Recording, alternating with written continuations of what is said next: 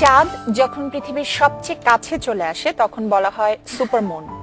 তবে উজ্জ্বলতম সুপারমুন আসে ৬৮ বছর পর। আজ এমনই উজ্জ্বলতম চাঁদের আলোয় ভাসছে পৃথিবী। এবছর ৩টি সুপারমুনের দেখা মিললেও ১৯৪৮ সালের পর এতটা বড় চাঁদ আর উজ্জ্বল চাঁদ দেখা যায়নি আকাশে।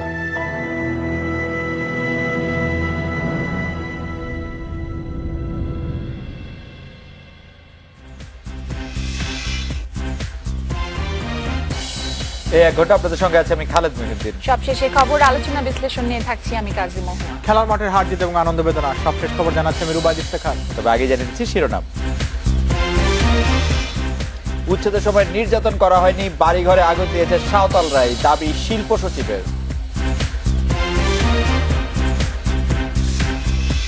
নরসিংদীর নীলক্ষায় সাবেক ও বর্তমান চেয়ারম্যানের সমর্থকদের সংঘর্ষ, ৪ জন নিহত, আহত অর্ধশত।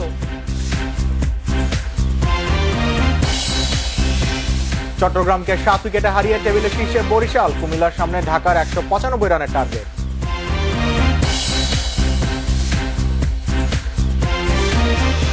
রাত ৯টায় বাংলাদেশে আজ মতামত পাঠানোর বিষয়ে সাম্প্রদায়িক হামলাকারীদের ধরতে পুরস্কার। মতামত পাঠাতে ন্যাশনাল ফেসবুকে আপনাদের মতামত জানিয়ে দিচ্ছি সংবাদের পরের অংশে। গাইবান্ধায় চিনিকলের জমি থেকে উচ্ছেদের সময় সাঁওতালদের কোনো নির্যাতন করা হয়নি বলে দাবি করেছেন শিল্প সচিব মোহাম্মদ মোশাররফ হোসেন ভূঁইয়া। প্রশাসনকে বেকায়দায় ফেলতে স্বার্থান্বেষী মহল অপপ্রচার করছে বলে দাবি করেছেন তিনি। সকালে শিল্প মন্ত্রণালয়ের সংবাদ সম্মেলনে তিনি বলেন, ঘটনাটি সমাধান হওয়ার পরও আন্দোলনকারীরা পরিস্থিতি অস্বাভাবিক করে রেখেছে। গাইবান্ধার গোবিন্দগঞ্জের মাদারপুর গ্রামে রংপুর চিনিকলের জমি উদ্ধারের কথা বলে গত ৬ নভেম্বর উচ্ছেদ করা হয় কয়েকশো সাঁওতাল পরিবারকে। সে সময় পুলিশের সামনে বাড়িঘর জ্বালিয়ে দেওয়ার ছবি ছড়িয়ে পড়েছে সামাজিক যোগাযোগ মাধ্যমে। তবে ঘটনার ৮ দিনের মাথায় সংবাদ সম্মেলনে শিল্প সচিবের দাবি, স্বার্থান্বেষী মহলের ইন্ধনে সাঁওতালরাই নিজেদের ঘরবাড়িতে আগুন দিয়েছে। দখলদার উচ্ছেদে প্রশাসন শান্তিপূর্ণ অভিযান চালিয়েছে বলেও দাবি করেছেন তিনি। যারা তাদেরকে এখানে বসিয়েছিল তারাও এটার সাথে সংযুক্ত হয়ে বলেছে যে এখান থেকে চলে যাওয়ার আগে তোমাদের বাড়ি ঘরে আগুন লাগাই দেবে। এইভাবে এই জিনিসগুলি ঘটেছে এবং ওই পুরা এলাকা যেখানে তারা ছিল সেটি আগুনে বসে। উচ্ছেদ অভিযানের সময় নিহত হন ৩ জন। গুলিবিদ্ধ অবস্থায় অনেকে আছেন হাসপাতালে। তবে শিল্প সচিব বলেন, আইন শৃঙ্খলা বাহিনী ঘটনার দিন টিয়ারশেল ও ফাঁকা গুলি ছুড়েছে। মৃত্যুর ঘটনাগুলো অভিযানের সঙ্গে সম্পর্কিত নয়। এই 2 জন মারা গিয়েছে যখন নাকি এই অপারেশন হয়, সেই পর্যায়ে একজন হাসপাতালে পড়ে, আরেকজন কোথায় যেন, আরেকজন আপনার এই যে পরে পল্লীতে মারা গেছে, সেটা তো খবরের কাগজগুলো আমরা দেখেছি। চিনিকলের অধিগ্রহণ করা জমিতে আখের পরিবর্তে অন্য ফসল আবাদের অভিযোগ নাকচ করেন সচিব। হামলায় উস্কানিদাতাদের চিহ্নিত করার কথা জানিয়ে তিনি বলেন, ক্ষতিগ্রস্তরা চাইলে সরকার পুনর্বাসনের উদ্যোগ নেবে। Ruhul Amin, independent news, Dhaka. এদিকে উচ্ছেদ করা জমিতে পুনর্বাসন না করা পর্যন্ত সরকারি কোনো ত্রাণ নেবেন না গাইবান্ধার সাঁওতালরা। বিক্ষুব্ধ এই জনগোষ্ঠী সোমবার প্রশাসনের দেয়া ত্রাণ ফিরিয়ে দিয়েছে। উচ্ছেদের ঘটনায় উস্কানির অভিযোগ নাকচ করেছেন স্থানীয় এমপি। অন্যদিকে হাসপাতালে চিকিৎসাধীন সাঁওতালদের কোমর থেকে দড়ি ও হাতকড়া খুলে দিতে নির্দেশ দিয়েছে হাইকোর্ট। গোবিন্দগঞ্জের চিনিকলের অধিগ্রহণ করা জমি থেকে উচ্ছেদের পর খোলা আকাশের নিচে দিন কাটছে কয়েকশো সাঁওতাল পরিবারের। নিরাপত্তা শঙ্কার পাশাপাশি খাবারের তীব্র অভাব রয়েছে এলাকায়। এদিকে ঘটনার ৮ দিনের মাথায় প্রশাসন ক্ষতিগ্রস্তদের ত্রাণ দেওয়ার উদ্যোগ নিলেও তা ফিরিয়ে দিয়েছে সাঁওতালরা। চাল, ডাল, লবণ, তেল, কম্বল তাদের সাপোর্ট দিচ্ছে এবং পরবর্তী সময় তাদেরকে স্থায়ীভাবে তাদের জীবন মান, আর্থসামাজিক, রাস্তাঘাট, অবকাঠামো, শিক্ষা, স্বাস্থ্য সকল ধরনের সুযোগ সুবিধা সৃষ্টির জন্য অলরেডি আমরা গভর্নমেন্টকে জানিয়েছি। সেভাবে আমাদের কাজের অগ্রগতি চলমান আছে। প্রাথমিকভাবে তালিকা করা 150 ক্ষতিগ্রস্ত পরিবার বলছে, উচ্ছেদ করা জমিতে পুনর্বাসন না করা হলে কোনো সরকারি ত্রাণ নেবে না তারা। রশি দিয়ে বান্ধন দিয়েছে, এগুলা ছাড় দিয়েন, তারপরে যে বেড়া দিচ্ছে এগুলা আমাদেরকে এটা বাধা দিয়েন, তারপরে আমাদের আদায় আমরা ফেরত চাই। রংপুর সুগার মিলস শ্রমিক ইউনিয়ন ও সর্বস্তরের জনসাধারণের ব্যানারে এলাকায় মানববন্ধন ও সমাবেশ হয়েছে। এই কর্মসূচিতে স্থানীয় জনপ্রতিনিধিদের দায়ী করা ও উচ্ছেদের সময় পুলিশের উপর হামলার প্রতিবাদ জানানো হয়। সমাবেশে ঘটনায় উস্কানির অভিযোগ অস্বীকার করেন স্থানীয় সংসদ সদস্য আবুল কালাম আজাদ।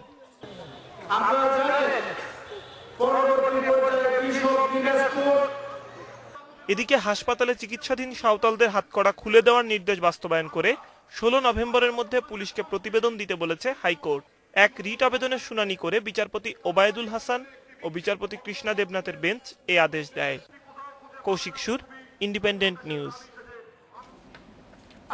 এই জমির পরিমাণ দেখছিলাম 1842 একর জমি। এত বড় একটা জমি, সরকার যেটা বলছে যে অবৈধ দখল দীর্ঘস্থায়ী হতে দিলে পুরোপুরি বেহাত হয়ে যেত এবং মিলের জমির বাইরে 10 একর খাস জমিতে ভূমিহীন সাঁওতালদের পুনর্বাসনের প্রস্তাব দেওয়া হয়েছিল, কিন্তু তাতে আসলে খুব বেশি সাড়া মিলেনি। আসলে ওখানকার যারা স্থানীয় যারা ছিলেন, সাঁওতালরা যারা আছেন, তাদেরকে এই বিষয়গুলো বুঝিয়ে একটা সঠিক পথে নেয়ার কাজটা কিন্তু স্থানীয় যারা নেতৃস্থানীয় লোকজন বা যারা আসলে সরকারি বা বিরোধী দলে বিভিন্ন জায়গায় আছেন, তারা কিন্তু এই কাজগুলো করতে পারে, তাহলে এত দূর আসতো না আসলে বিষয়টা।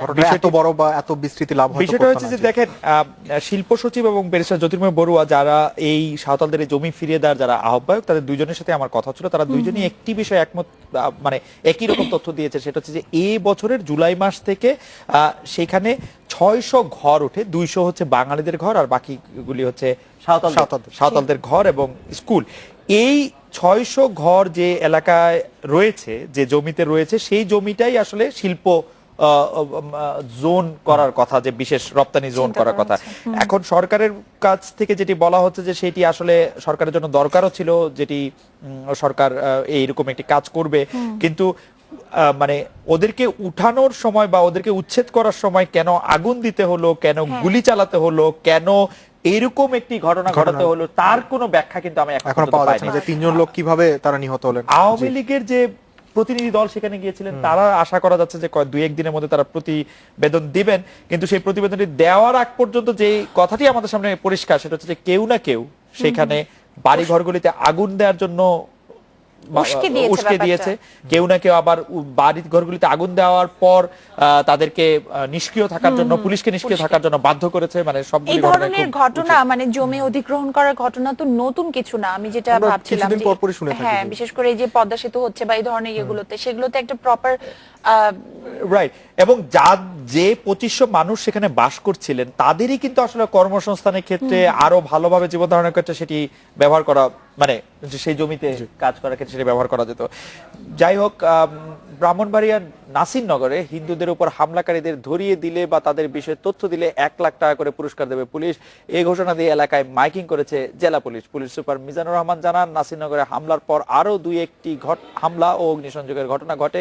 দুর্বৃত্তরা গোপনে এসব অপকর্ম করছে। 30 অক্টোবর থেকে হিন্দুদের বাড়িঘর ও মন্দিরে কয়েক দফা হামলা হয়। ধর্ম অবমাননার কথিত অভিযোগে এসব হামলা ও লুটপাট চালায় দুর্বৃত্তরা।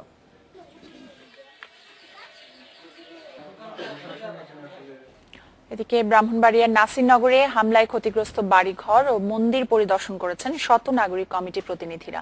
দুপুরে ঘটনাস্থল পরিদর্শনের পর বিচার বিভাগীয় তদন্ত দাবি করেছেন তারা। 7 সদস্যের প্রতিনিধি দলে ছিলেন সংগঠনের আহ্বায়ক ও ঢাকা বিশ্ববিদ্যালয়ের সাবেক উপাচার্য এমাজউদ্দিন আহমেদ।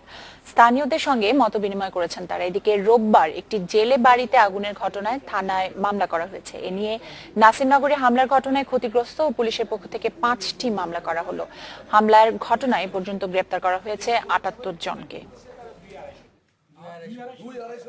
সঠিক সুষ্ঠু তদন্ত পরিচালনা করা দরকার, সম্ভব হলে বিচার বিভাগীয় তদন্ত নিশ্চয়ই, যাতে সঠিকভাবে ক্রিমিনাল যারা দুষ্কর্মকারী যারা তাদের চিহ্নিত করা হোক। নরসিংদীর নীলক্ষায় আধিপত্য বিস্তারের সংঘর্ষে নিহত হয়েছেন 4 জন। বর্তমান ও সাবেক ইউপি চেয়ারম্যানের সমর্থকদের সহিংসতায় 5 পুলিশ সদস্য সহ আহত কমপক্ষে 50 ব্যক্তি। পরিস্থিতি নিয়ন্ত্রণে মোতায়েন করা হয়েছে আইনশৃঙ্খলা বাহিনীর অতিরিক্ত সদস্য। বেশ কবছর ধরে মুখোমুখি অবস্থানে স্থানীয় আওয়ামী লীগের 2 নেতা, নীলক্ষার ইউপি চেয়ারম্যান তাজুল ইসলাম ও সাবেক চেয়ারম্যান আব্দুল হক। সে বিরোধ চরমে ওঠে গত নির্বাচনে। এরপর বেশ কদফায় সংঘর্ষে জড়ায় দুপক্ষ, হয়েছে পাল্টাপাল্টি মামলাও। সে বিরোধের জের ধরেই রোববার আবারও সংঘর্ষ শুরু হয়। সোমবার সকালে তা সহিংস রূপ নেয়। শুরু করছে এখনই তা ফুইরা এখন এরা পরে গেছে, কালকা পড়ছে 2-250 ঘর, আজ পড়ছে 2-250 ঘর। আমার ভাই মরছে, আর কত মানুষ মরছে, এ সময় হামলার মুখে পড়ে পুলিশও, পরে পরিস্থিতি নিয়ন্ত্রণে ছোড়া হয় গুলি। বাধা দিলে তখন পুলিশের উপরে তারা ককটেল নিক্ষেপ করে, ট্যাটা নিক্ষেপ করে, এমনকি ফায়ার আর্মসও তারা ইউজ করেছে বলে আমরা জানতে পেরেছি। নির্বাহী ম্যাজিস্ট্রেট উপস্থিত ছিলেন, তার নির্দেশে ওখানে ফায়ার ওপেন করা হয়েছে। সহিংসতায় 5 পুলিশ সদস্য সহ আহত হয় কমপক্ষে 50 জন। পুড়িয়ে দেওয়া হয় অর্ধশতাধিক ঘরবাড়ি। বেশ কটি গ্রামে ছড়িয়ে পড়া সহিংসতায় অংশ নেয় কয়েক হাজার মানুষ।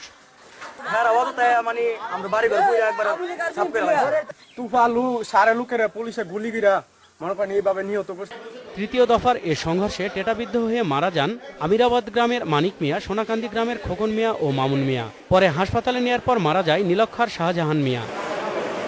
Independent news desk. এবার একটি বিরতি নিচ্ছে।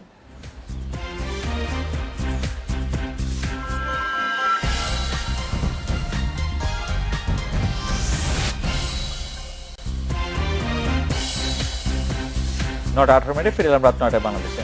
COP22 জলবায়ু সম্মেলনে যোগ দিতে মরক্কোর উদ্দেশ্যে ঢাকা ছেড়েছেন প্রধানমন্ত্রী শেখ হাসিনা। সকাল 10:15টার দিকে বাংলাদেশ বিমানে একটি ফ্লাইটে তিনি ঢাকা ছাড়েন। মরক্কোর স্থানীয় সময় বিকেল 4:30টায় মেনারা বিমানবন্দরে পৌঁছাবেন প্রধানমন্ত্রী। প্রধানমন্ত্রীর সঙ্গে গেছেন পররাষ্ট্রমন্ত্রী আবুল হাসান মাহমুদ আলী, পরিবেশ ও বনমন্ত্রী আনোয়ার হোসেন মঞ্জু, পানি সম্পদ মন্ত্রী আনিসুল ইসলাম মাহমুদ সহ সরকারের ঊর্ধ্বতন কর্মকর্তারা। মরক্কোর রাজা 6ষ্ঠ মোহাম্মদের আমন্ত্রণে বাংলাদেশের প্রতিনিধি দল সম্মেলনে যোগ দিচ্ছে। মারাকেশ শহরে 15 ও 16 নভেম্বর হবে সম্মেলনের উচ্চ পর্যায়ের আলোচনা।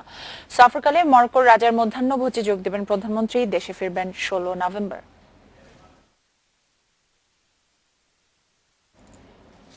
খেলাধুলা খবরের জন্য রুবাইদ আপনার কাছে যাচ্ছি। আজ কিন্তু মেহেদী মারুফ, মেহেদী মারুফের 7 রান আমি ইয়াংস্টার এবং একটা ভালো জিনিস, গতকালকের পর আজকেও একটা হাই স্কোরিং ম্যাচ আমরা দেখছি। আসলে বিপিএল নিয়ে একটা কমপ্লেইন আমরা পাচ্ছিলাম যে রান হচ্ছে না, এবং যেহেতু টি20 রানেরই খেলা, দর্শকরা কিছুটা মুখ গোমরা করছে এবং ফিল্ডাররাও যথেষ্ট সাহায্য করছে। খবরগুলো জানাবো, তার একটা বিরতি নিতে হচ্ছে। আর যখন ফিরবো আরো দেখা। নিউজিল্যান্ডে মুস্তাফিজকে চান ওয়ালস, সাউথ ক্যান শেষে জানা যাবে সবশেষ অবস্থা।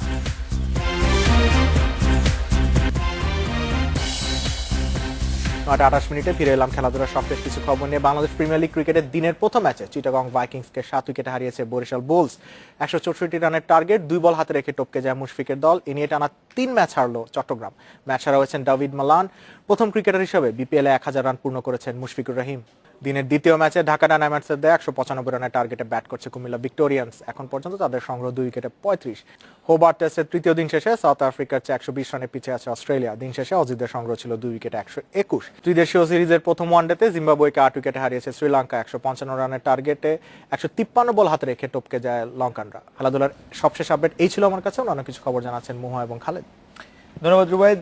নারায়ণগঞ্জের রূপগঞ্জে আওয়ামী লীগের 2 পক্ষের সংঘর্ষে সৈনিক লীগের সভাপতি তারা মিয়া নিহত হয়েছেন। উপজেলার মঙ্গলখালী এলাকায় বিকেলে এই ঘটনা ঘটে। পুলিশ জানায় স্থানীয় আওয়ামী লীগের বিরোধের জেরে দুপক্ষের মধ্যে সংঘর্ষ, ধাওয়া পাল্টা ধাওয়া, গোলাগুলি ঘটনা ঘটে। এ সময় সৈনিক লীগের সভাপতি তারা মিয়া গুলিবিদ্ধ হন। গুরুতর আহত অবস্থায় তাকে ঢাকা মেডিকেল কলেজে নেয়ার পর চিকিৎসক মৃত ঘোষণা করেন। সংঘর্ষের সময় 2টি বাড়িতে পেট্রোল ঢেলে আগুন দেওয়া হয়। আহত হন উভয় পক্ষের 10 জন। এ সময় নজরুল ইসলাম নামে একজনকে গ্রেপ্তার করে পুলিশ। ঘটনার জন্য মুরাপাড়া ইউপি চেয়ারম্যান তোফাল আহমেদ আলমাসকে দায়ী করেছে নিহতের পরিবার। এদিকে নারায়ণগঞ্জ সিটি কর্পোরেশন নির্বাচনে তফসিল ঘোষণা করেছে নির্বাচন কমিশন। আগামী 22 ডিসেম্বর ভোট হবে এই সিটিতে। নির্বাচন কমিশন কার্যালয়ে তফসিল ঘোষণা করেন নির্বাচন কমিশনার কাজী রকিবউদ্দিন আহমদ। সিইসি জানান এই প্রার্থীদের মনোনয়নপত্র জমা নেওয়া হবে 24 নভেম্বর, যাচাই বাছাই 26 ও 27 নভেম্বর, মনোনয়ন প্রত্যাহারের শেষ তারিখ 4 ডিসেম্বর। আর প্রতীক বরাদ্দ দেওয়া হবে 5 ডিসেম্বর। 11টি সিটি কর্পোরেশনের মধ্যে এবারই প্রথম দলীয় প্রতীকে নির্বাচন হচ্ছে নারায়ণগঞ্জে। কেউ নিয়ম ভাঙলে কঠোর ব্যবস্থা নেওয়ার হুঁশিয়ারি দিয়েছেন সিইসি।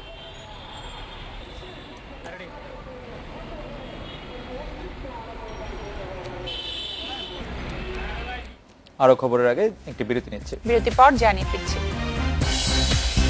মোবাইল অপারেটরদের সেবার মান নিয়ে 7,500 অভিযোগ। 22 নভেম্বর বিটিআরসির গণশুনানি।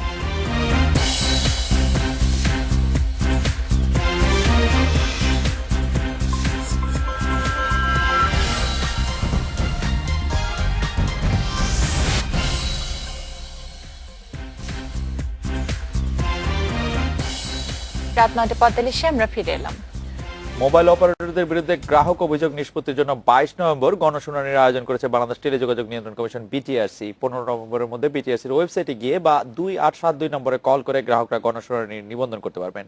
বিটিআরসির বিজ্ঞপ্তিতে বলা হয়, মোবাইল অপারেটরদের কল ড্রপ, ভয়েস ডেটা ও বান্ডেল প্যাকেজের দামের বিষয়ে গণশুনানির আয়োজন করা হয়েছে। বিটিআরসির তথ্য অনুযায়ী চলতি বছরের মে থেকে অক্টোবর মাস পর্যন্ত 5টি মোবাইল ফোন অপারেটরের বিরুদ্ধে মোট 7571টি অভিযোগ করেছে গ্রাহকেরা। এর মধ্যে 2187টি অভিযোগ করা হয়েছে সেবার নিম্নমান নিয়ে।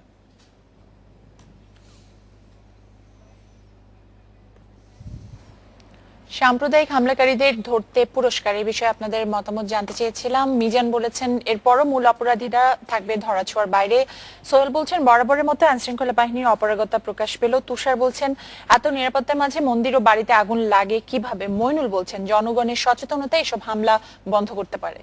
বাবর বলছেন যদি পুরস্কারের মাধ্যমে দুষ্কৃতীদের ধরিয়ে দিতে হবে নিরাপত্তা বাহিনী কি করবে। সাদিয়া বলছেন এটা একটা ভালো উদ্যোগ, এর ফলে জনগণ দুষ্কৃতিকারীদের ধরিয়ে দিতে আগ্রহী হবে। জাকারিয়া বলছেন পুলিশ কয়েকজন অপরাধীকে ধরতে জনগণের সাহায্য চাইছে, তাহলে তারা জনগণের নিরাপত্তা দেবে কিভাবে।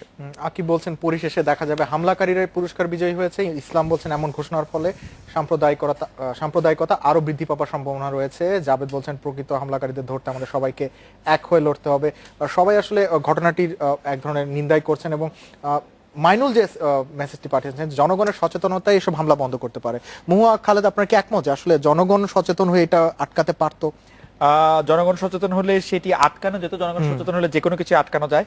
কিন্তু আমরা কিন্তু প্রথমে শুনেছিলাম যে আইনশৃঙ্খলা বাহিনী বলছে ভিডিও ফুটেজের কথা, যে ভিডিও ফুটেজ দেখে শনাক্ত করা হবে যারা মানে যারা এতে নেতৃত্ব দিয়েছে বা যারা ইনভেস্টিগেট করছে তাদের। এখন আবার পুলিশ তাদেরকে চেনার জন্য মানে সাধারণ মানুষদের কাছে কেন আহ্বান জানাচ্ছে? তারা ভিডিও ফুটেজ দেখে কাউকে কি শনাক্ত করতে পারে না? সম্ভবত নিশ্চয়ই হয়তো পারেনি, না হলে কেন এমন করতো। আর গত কিছু আমরা জঙ্গিদের ক্ষেত্রে দেখেছি যে পুলিশ অনেক বেশি সহায়তা চেয়েছে সাধারণ মানুষের এবং কিছু ক্ষেত্রে আসলে সফল হয়েছে।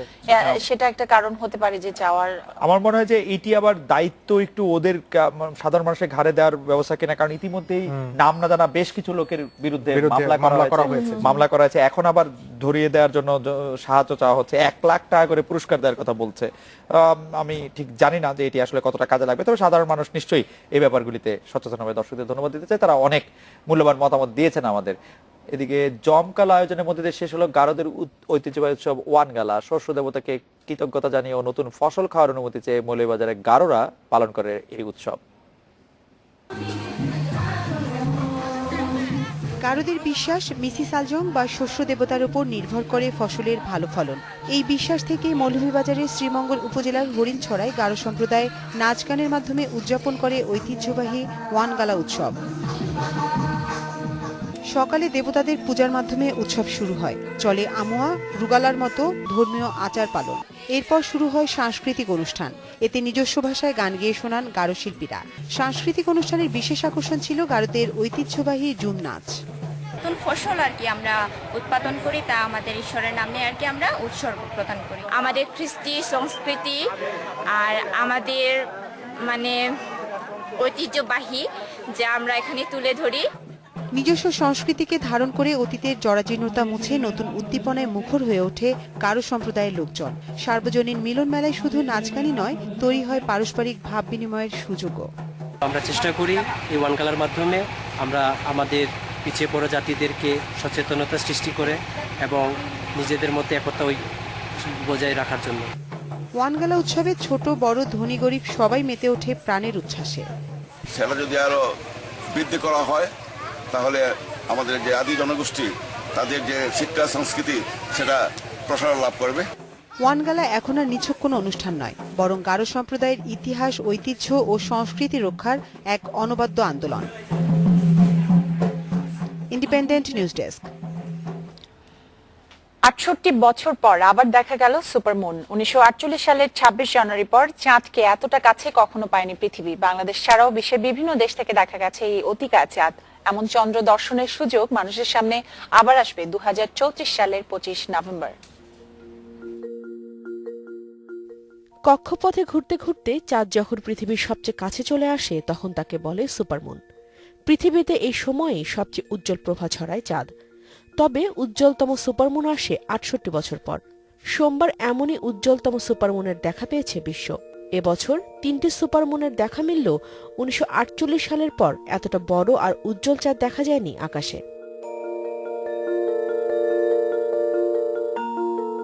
পূর্ণিমার চাঁদ যতটা বড় দেখায় তার চেয়েও 14% বেশি বড় এই সুপারমুন।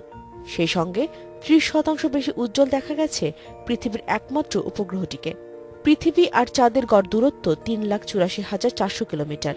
সুপারমুনের দিনে এই দূরত্ব 27,889 কিলোমিটার কমে হয় 3,56,511 কিলোমিটার। সোমবার রাত 1:30টায় পৃথিবী ও চাঁদ সমান্তরালে অবস্থান করবে। খুব কাছে অবস্থান করা চাঁদকে দেখতে বিশ্বের বিভিন্ন দেশে সমবেত হয়েছে মানুষ। অস্ট্রেলিয়ার সিডনির বাসিন্দারা ভিড় করেন বন্ডি বিচে। আন্তর্জাতিক সময় অনুসারে মঙ্গলবার মাঝরাতে সুপারমুনকে দেখতে পাবেন নিউজিল্যান্ডের মানুষ। যুক্তরাষ্ট্রের ফ্লোরিডা এবং সুইডেনের মানুষও উপভোগ করেছেন মনোরম এই দৃশ্য। স্বাভাবিক নিয়মে পূর্ণিমার সময় ভূপৃষ্ঠে প্রভাব পড়ে। সুপারমুনের প্রভাব থাকবে স্বাভাবিকের চেয়ে কিছুটা বেশি। Nusrat Jerin, independent news.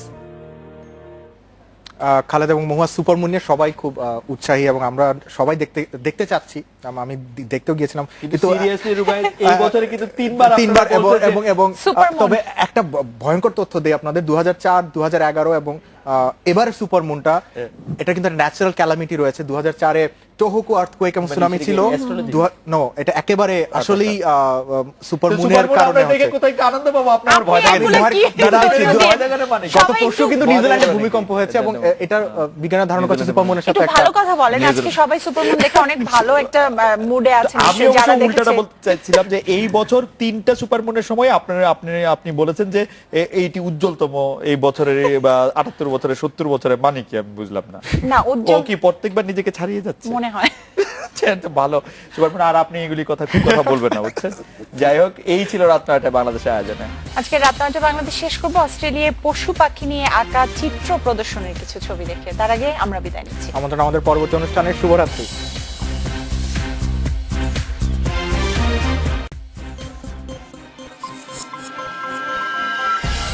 রাত 9টায় বাংলাদেশ